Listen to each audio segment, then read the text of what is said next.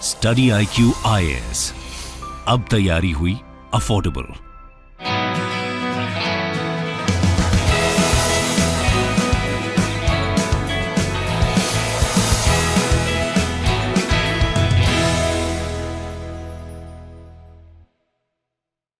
नमस्कार दोस्तों, I don't know आप में से कितने लोग कॉमनवेल्थ गेम्स को फॉलो कर रहे हैं, बट मैं तो काफ़ी देखता हूं और काफ़ी इंटरेस्टिंग होता जा रहा है ये। मुझे याद है पिछले साल टोक्यो में जो ओलंपिक्स हुआ था उसको लेकर हम सभी काफ़ी उत्साहित थे और मैंने कई वीडियोस बनाए थे। कई बार इवेंट में जो हमने मेडल्स जीते उसको लेकर हमने वीडियोस बनाए थे। और इस बार क्या हुआ है कि जो कॉमनवेल्थ गेम्स के अंदर एक गेम होता है लॉन बॉल्स करके, लॉन बॉल, उसके अंदर यहाँ पर भारत हिस्टोरिक गोल्ड जीता है। एक्चुअली क्या है कि कॉमनवेल्थ गेम्स में अभी तक हमारा कोई भी मेडल नहीं आया था लॉन बॉल्स के अंदर, और पहली बार हमने जीता और वो गोल्ड जीत लिया। तो ये काफ़ी हिस्टोरिक मोमेंट है, ये आप देख सकते हो। India win historic lawn balls gold eight Commonwealth games 2022। हमने साउथ अफ्रीका को 17-10 से हराया है। लेकिन जब ये मैं देख रहा था, इनफैक्ट पहले भी इसको देखा हुआ तो था मेरे द्वारा भी, बट इसके रूल्स को मैंने शायद कभी समझा नहीं था। लेकिन कल जब ये पूरा गेम हुआ तो उस समय भी मैं समझने की कोशिश कर रहा था एग्जैक्टली किस तरह से चीज़ें काउंट होती हैं,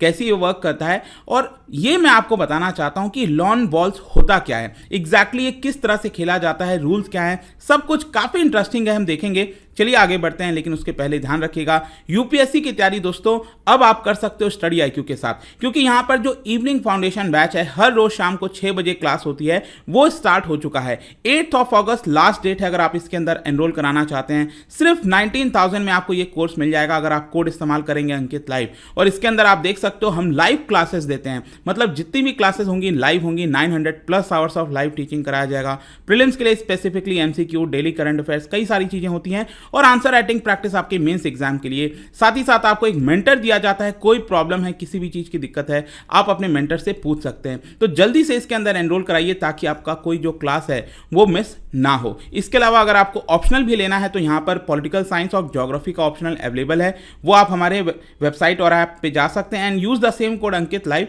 ताकि इसमें भी आपको मैक्सिमम डिस्काउंट जो है वो मिल जाएगा। इसके अलावा अगर आप MCQs अटेम्प्ट करना चाहते हैं तो मेरे इंस्टा पेज पर जा सकते हैं, वहाँ पर स्टोरीज में जितने भी MCQs हैं उसको आप अटेम्प्ट कर पाएंगे।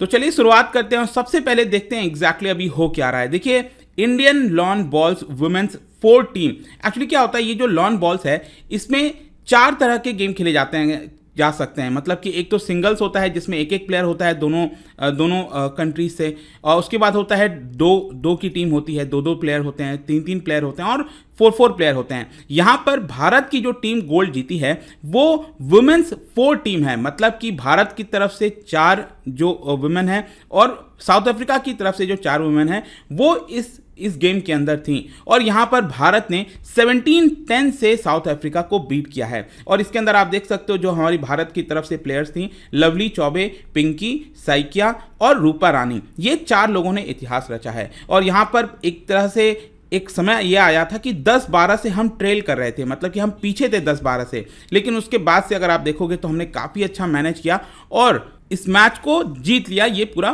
फाइनल मैच था, कल की ही बात है। तो अब चलिए समझते हैं कि एग्जैक्टली है क्या लॉन बॉल्स का मतलब क्या होता है, ये गेम है क्या। आई एम श्योर कि बहुत से लोगों को, ज़्यादातर लोगों को इसके बारे में पता नहीं, और जाहिर सी बात है क्योंकि कभी प्रचलित हुआ नहीं था, टीवी पे शायद कभी किसी ने देखा नहीं था, इसलिए अचानक से अब इसकी चर्चा होने लगी है। देखो, लॉन बॉल्स एक आउटडोर स्पोर्ट है, सबसे पहले तो याद रखना, बाहर खेला जाता है, जिसमें बॉल को रोल करना होता है स्टेशनरी बॉल की तरफ, जिसको जैक कहते हैं। देखो मैं आपको थोड़ा सा बताता हूं, इस तरह का आपको जो पूरा कारपेट एरिया है वो देखने को मिलता है, जिसकी जो फ्लैट लॉन होता है ना वो देखने को मिलता है, जो कि 40 से 42 यार्ड्स का होता है लगभग। और इसके अंदर कई गेम हो सकते हैं, मतलब कि एक ये वाला जो देखोगे, ये वाला हिस्सा जो है यहाँ पर एक गेम चल रहा है, फिर दूसरे वाले हिस्सा में यहाँ पर एक गेम चल रहा है, फिर तीसरा वाला जो हिस्सा है वो यहाँ पर गेम चल रहा है, राइट। मतलब कि कई जगह, मतलब कि एक ही लॉन के अंदर कई टीमें खेल सकती हैं। तो एक जो यहाँ पर गेम हो रहा है इसको हम रिंक कहते हैं, RINK, इसको रिंक कहा जाता है। फिर ये वाला भी रिंक होता है आपका, फिर इसको भी दूसरा रिंक कहते हैं। इसको रिंक कहते हैं, मतलब अलग अलग जगह यहाँ पर जो गेम्स हो रहे हैं यहाँ पर एक ही लॉन के अंदर, उसको रिंक कहा जाता है, ठीक है, RINK। तो यहाँ पर अगर आप देखोगे तो एक इंटरेस्टिंग चीज़ ये होती है, इसके अंदर ये बॉल्स आपको देखने को मिलेगा। अब इसमें क्या है कि ये जो येलो कलर का बॉल आप देख रहे हो उसको जैक कहते हैं, ठीक है। मतलब कि जैक यूं समझ लो कि जैसे कैरम बोर्ड आपने खेला है ना, रानी होती है जैसे, ठीक है। तो एक बहुत ही इंपॉर्टेंट, सबसे इंपॉर्टेंट बॉल होता है जैक। अब क्यों इंपॉर्टेंट है? क्योंकि यहां पर ब्लू और रेड बॉल आप देख रहे हो, मान के चलो कि रेड बॉल साउथ अफ्रीका का है, ठीक है, और जो ब्लू बॉल है वो इंडिया का है। तो यहां पर दोनों टीमें बॉल्स को फेंकती हैं, मतलब भारत की टीम ब्लू बॉल को फेंकेगी और जो साउथ अफ्रीका की टीम है वो आपका रेड बॉल को फेंकेगी। कहां पर फेंकेगी? बेसिकली यहां पर इनको कोशिश करना है कि ये जो जैक है, ये जो येलो बॉल है, जो मेन बॉल है, उसके सबसे ज्यादा नजदीक जाकर ये गिरे। आ रहा है समझ में? अब कहां से फेंकती है? जैसे कि आप देखोगे दो एंड है, एक ये वाला साइड है, एक दूसरा वाला ये वाला साइड है। तो यहां से जो है पर्सन जो है ये फेंकता है, बॉल इधर जाती है और यहां पर जो येलो बॉल होता है उसके सबसे नजदीक ले जाना होता है बॉल को। अब कई लोग सोचेंगे अरे ये तो बड़ा ही आसान है, ऐसा नहीं है, मैं आपको आगे बताऊंगा, डोंट वरी। बट ये इतना आसान होता नहीं है, इसको लगता है देखने में कि हाँ बॉल को आपने फेंका और कोई भी कर सकता है, राइट। तो यहां पर आई होप कि आप समझ गए, यहां पर दोनों टीमें साउथ अफ्रीका और भारत ये लोग खड़े रहेंगे यहां पर, और बॉल्स को जो है अपने अपने बॉल्स को यहां पर ये रेड बॉल को फेंकेंगे और भारत जो है ब्लू बॉल को फेंकेगा। और कहां पर फेंकना है? येलो बॉल के सबसे नजदीक ले जाकर इसको फेंकना है। सबसे पहले जो सिंपल चीज है वो आपको समझना है कि अब देखो क्या होता है कि ये जो रेड और ब्लू बॉल है ना, बड़े बड़े बॉल्स हैं, क्योंकि येलो वाला जो बॉल है ये छोटा होता है, राइट।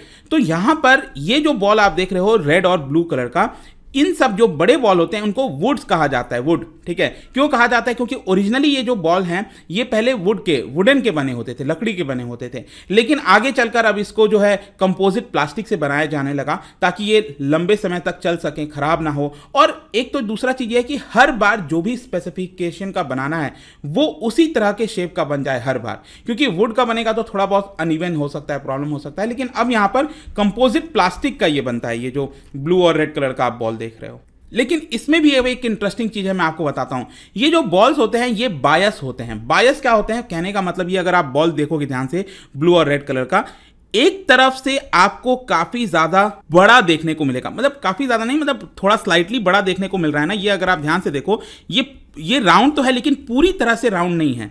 मतलब कि एक नॉर्मल जो राउंड, जैसे कि क्रिकेट का बॉल होता है, टेनिस का बॉल आपने देखा होगा, पूरा राउंड होता है, राइट। लेकिन ये वाला बॉल अगर आप ध्यान से देखो, ये पूरी तरह से राउंड नहीं है। यहां पर आप देखिए वेट कम है और इस साइड ये थोड़ा सा बल्ज शेप का है, राइट।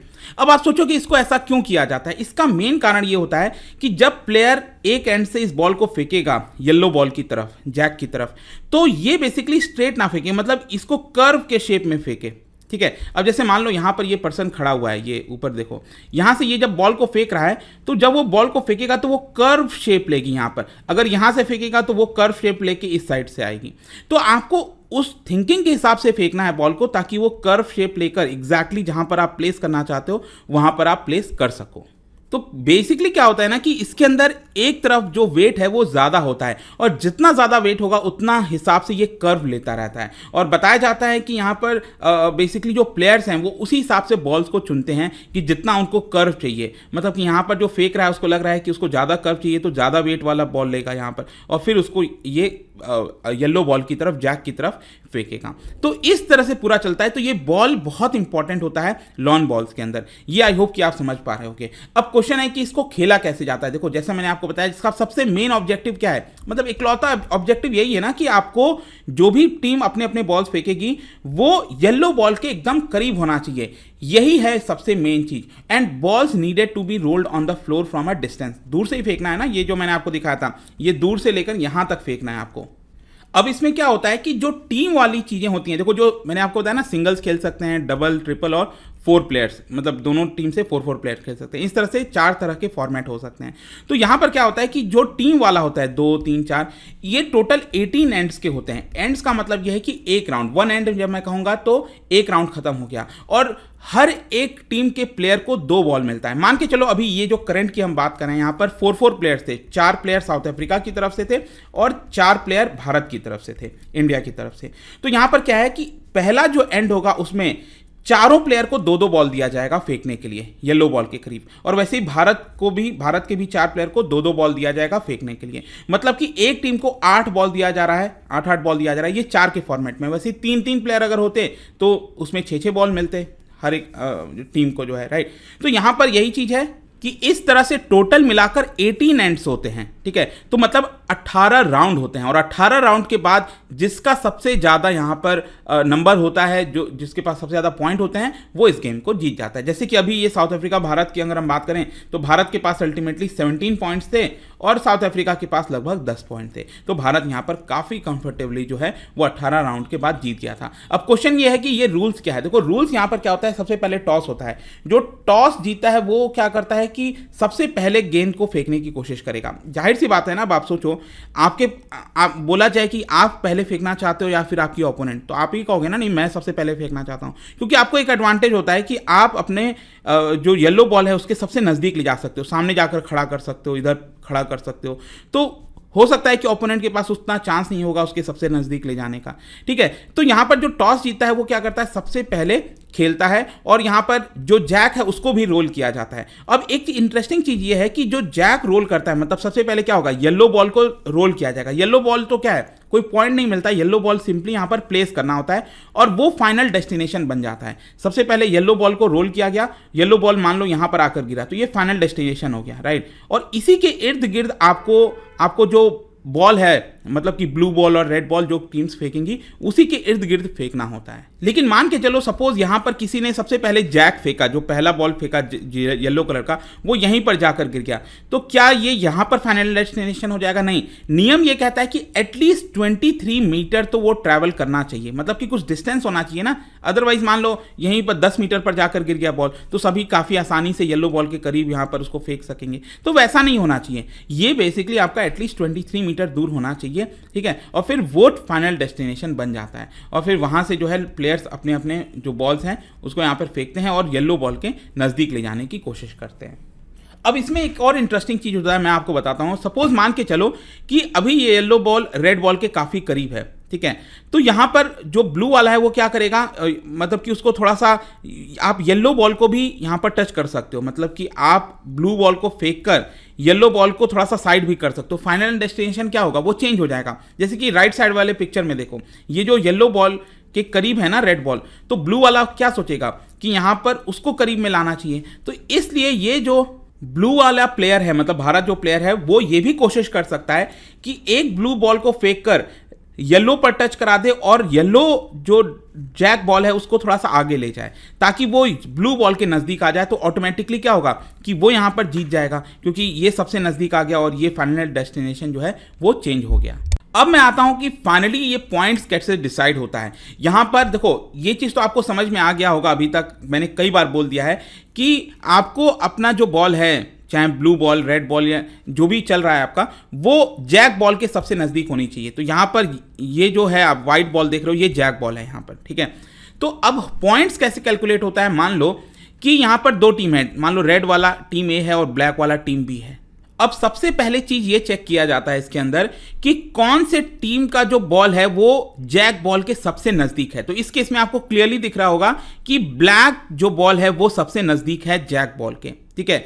तो और जो ओपोनेंट टीम है, ये टीम ए है, उसका बॉल कहां पर है, यहां पर है, तो उससे कंपेयर होता है, ठीक है। अब उसके कंपैरिजन में टीम बी के कितने ब्लैक बॉल हैं जो कि जैक के सबसे नजदीक है। यहां पर कितना दिख रहा है आपको, एक ही बॉल दिख रहा है, तो यहां पर टीम बी को क्या होगा, 1 पॉइंट मिल जाएगा।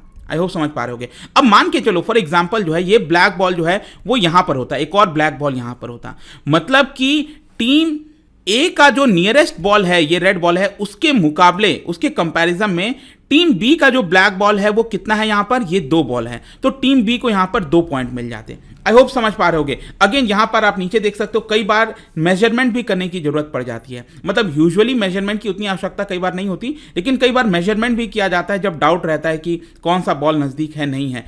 तो बेसिकली बाकी बॉल्स का कोई रोल नहीं रह गया फिर यहां पर। आई होप आप समझ पा रहे होगे। मतलब यही देखा जाता है कि कौन से टीम का जो है सबसे नजदीक बॉल है, ठीक है, ये चेक किया गया और उसमें जितने नजदीक बॉल होंगे, मान लो यहाँ पर 3 नजदीक बॉल होते हैं, 3 सबसे ज्यादा ब्लैक बॉल होते हैं यहाँ पर नजदीक में, in comparison to this red ball, ठीक है, in comparison to this red ball, यहाँ पर कितने ब्लैक बॉल हैं उसके हिसाब से यहाँ पर ब्लैक वाले टीम, ये जो टीम बी है उसको पॉइंट दे दिया जाता है। तो ये सिंपल सा रूल यहाँ पर चलता है और उसी हिसाब से भारत का टोटल पॉइंट 18 एंड के बाद 17 बना था और जो साउथ अफ्रीका है उसका पॉइंट यहाँ पर 10 बना था और इसीलिए भारत जो है वो गोल्ड जीत गया। अब अगर मैं भारत के रिकॉर्ड की बात करूं कॉमनवेल्थ में, देखो कॉमनवेल्थ के अंदर मैं आपको बता दूं कि 1930 से, जब से कॉमनवेल्थ की शुरुआत हुई है तब से ये जो लॉन बॉल्स है वो चलता आ रहा है, लेकिन हमें उतना उसके बारे में पता नहीं था क्योंकि कॉमनवेल्थ के अंदर 2010 से हमने पार्टिसिपेट करना स्टार्ट किया था। 2010 में आपको याद होगा दिल्ली में कॉमनवेल्थ गेम्स हुआ था, तब से स्टार्ट किया और 2 बार हम सेमीफाइनल में गए थे लेकिन अभी तक कोई मेडल नहीं जीते थे। पहली बार मेडल जीता और वो भी